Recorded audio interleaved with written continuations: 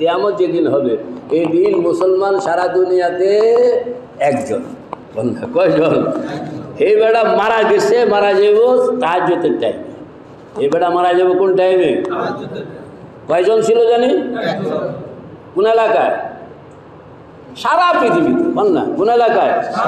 সারা পৃথিবীতে একজন single man. সেও যতক্ষণ আছে এতক্ষণ আল্লাহ পাক ইসরাফিলকে বলছে যে নো, একজনও কিন্তু এক রয়ে গেছে, আমি তার সম্মানে পৃথিবীকে ধরে রাখবো। একজন ইমানদারের সম্মান পরিমাণটা কি, যে সব কিছুর ঠিক আছে, যেহেতু তিনি এখনো জিন্দা।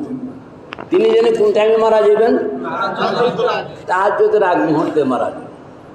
তাহাজ্জুদের আগ মুহূর্তে যখন মারা যাবেন তখনই আল্লাহ পাক হযরত আজরাইলকে বলবেন, এটাই তোমার মানে মুসলমানদের মধ্যে শেষ মুসলমান কন্যা, মুসলমানদের মধ্যে তুমি তার রূহ কবজ করবা, পিছনে কিন্তু আমি ইসরাফিলকে অর্ডার দিয়ে দিই,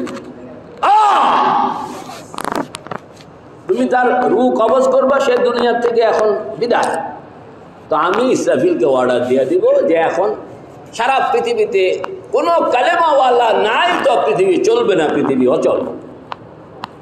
এই যে আপনার কলবের একটা কালেমা, সুবহানাল্লাহ, লা ইলাহা ইল্লাল্লাহ, লা ইলাহা ইল্লাল্লাহ, লা ইলাহা ইল্লাল্লাহ মুহাম্মাদুর রাসূলুল্লাহ। এটা কতটা পাওয়ার হ্যান্ডেল করে দেখেন তো, কতটা পাওয়ার হ্যান্ডেল করে। একজনের কাছে আছে, আর এই একজনের একটা কালেমা আসমান জমিন সব সুরক্ষায় আছে। তিনি ইন্তেকাল করলেন, তখন আল্লাহ পাক বলবেন, এখন আর আসমান জমিন যাদের জন্য করছিলাম তারা নাই।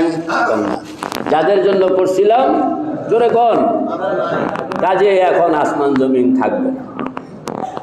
তখন হযরত ইসরাফিলকে বলা হবে সিংহায় ফু দাও। হযরত ইসরাফিল সিংহায় ফু দিল। বাঁশি বাজাইলে থাইমা যায় সব, কথা কর না। ট্রাফিক যখন বাঁশি বাজায়, বাঁশিটা একটা ফ্রু করলে তো গাড়িওয়ালা, কথা কয় না।